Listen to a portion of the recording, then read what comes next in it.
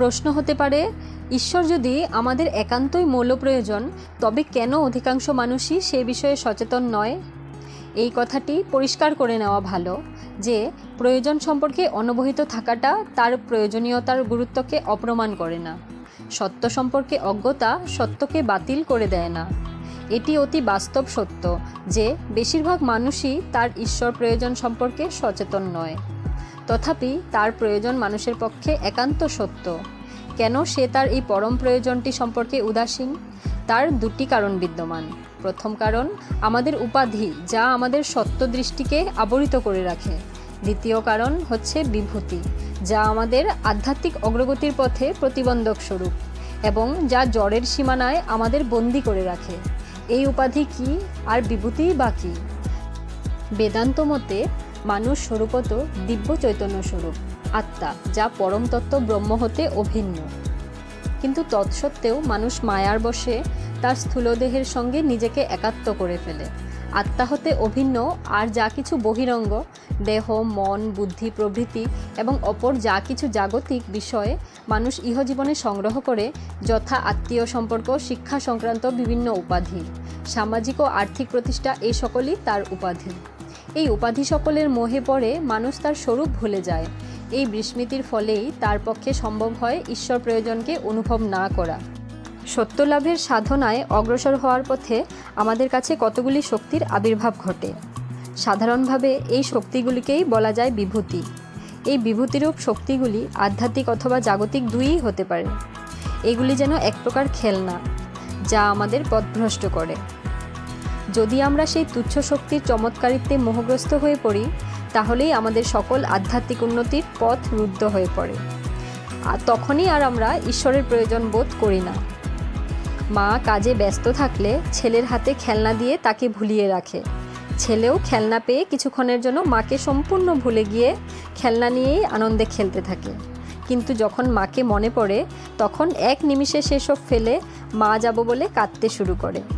শিশু যখন কান্নাকাটি করে মাকে ব্যতিব্যস্ত করে তোলে, মা তার হাতের কাজ ফেলে তার উপন্যাস, টিভি, রেডিও, রান্নাবান্না ইত্যাদি ফেলে এসে তাকে কোলে তুলে নেন। শিশু যেমন খেলনা নিয়ে মেতে থাকে, আমরাও তেমনি আধুনিক বিজ্ঞানের বিভূতি, নানা প্রকার ভোগ্যবস্তু নিয়ে মশগুল হয়ে থাকি। হয় মাটিতে হামাগুড়ি দিয়ে লাল চুষি নিয়ে খেলি, অথবা বিশ্ব রাজনীতির মঞ্চে আমরা পেশি আর মস্তিষ্ক আস্ফালন করে নেতৃত্ব নিয়ে লড়াই করি। উভয় ক্ষেত্রেই আমরা সেই খেলনা নিয়েই খেলা করি। তাহলে আমরা ভগবানের প্রয়োজনবোধটা করব কখন? উপাধিসমূহের অসারত্ব অথবা বিভূতি লাভের বিপদ উপলব্ধি করতে আমাদের প্রত্যেককে নিজ নিজ অভিজ্ঞতা সহায়েই অগ্রসর হতে হবে। যতদিন সেই অভিজ্ঞতা না হচ্ছে, আধ্যাত্মিক জাগরণ, যা ঈশ্বরের প্রয়োজন বোধ করাতে সাহায্য করে, তা ঘটে না। অর্থাৎ প্রতিটি ব্যক্তির বোধোদয় হবার জন্য সময়রূপ একটা ব্যাপার কাজ করে।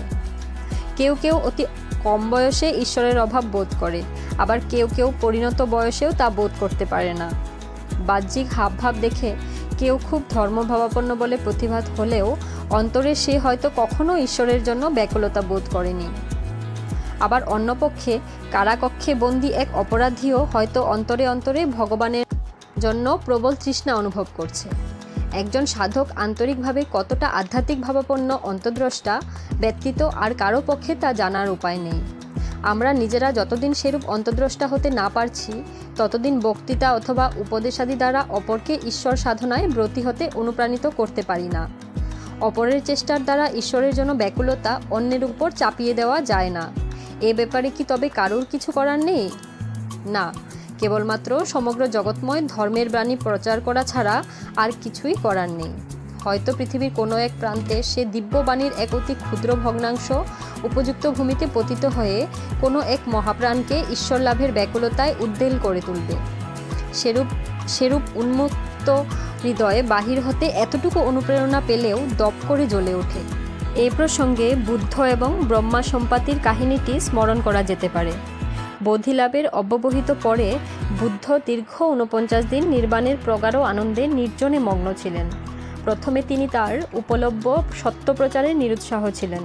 তার মনে হয়েছিল সাংসারিক মানুষ সে উচ্চতত্ত্ব ধারণা করতে পারবে না, সুতরাং তিনি তা প্রচার করা থেকে বিরত থাকবেন, এরূপ স্থির করিয়াছিলেন। তার সেই সিদ্ধান্ত অনুধাবন করে ব্রহ্মা সম্পাতি বিচলিত হলেন। কথিত আছে, তিনি স্বর্গ হতে অবতরণ করে বুদ্ধের সমীপে উপস্থিত হয়ে তার চরণ বন্দনা করে প্রার্থনা জানিয়েছিলেন বুদ্ধ যেন জগতে তার বাণী প্রচার করেন। সে যুক্তির জোরে অবশেষে বুদ্ধ তার সিদ্ধান্ত পরিবর্তন করতে রাজি হয়েছিলেন। তা হলো, এমন কোনো পবিত্রাত্মা পৃথিবীতে আছেন সংসারের মালিন্য যাদের এতটুকুও স্পর্শ করতে পারেনি। তারা যদি বুদ্ধের এই মহান বাণী না জানতে পারেন তাহলে তারা নিঃশেষে বিলীন হয়ে যাবেন। আর যদি তারা তা জানার সুযোগ পান তাহলে তারা তা গ্রহণ করবেন এবং নির্বাণ লাভ করবেন। অবশ্য এই কথাটি স্মরণ রাখা ভালো যে আমরা কেউ বুদ্ধ নই। আমাদের পক্ষে স্ত্রী, পুত্র, কন্যা, বন্ধু অথবা পাড়া প্রতিবেশী প্রভৃতি ঈশ্বরের জন্য কে কতটা আগ্রহী তা জানার বিশেষ আবশ্যকতা নেই।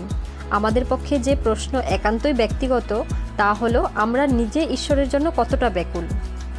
সকল ছলচাতুরি ত্যাগ করে আমরা যেন নিজেদের মধ্যেই তার জবাব খোঁজার চেষ্টা করি, প্রত্যুষের শান্ত মুহূর্তে অথবা রাত্রির নির্জন গভীরে। এই প্রশ্নই যেন শুধাই আমাদের নিজেদের, যখন আমরা সাফল্যের সর্বোচ্চ শিখরে অবস্থিত থাকব এবং যখন আমরা বিফলতার সংকটময় মুহূর্তে পতিত হব, তখনও প্রয়োজন। তো বন্ধুরা, আপনাদের যদি আমাদের এই ভিডিওটি ভালো লেগে থাকে তাহলে একটা লাইক করবেন, এবং আপনারা যদি আমাদের এই চ্যানেলে নতুন হয়ে থাকেন তাহলে চ্যানেলটি সাবস্ক্রাইব করে পাশে থাকার অনুরোধ রইল আপনাদের সকলকে। নমস্কার আপনাদের সকলকেই।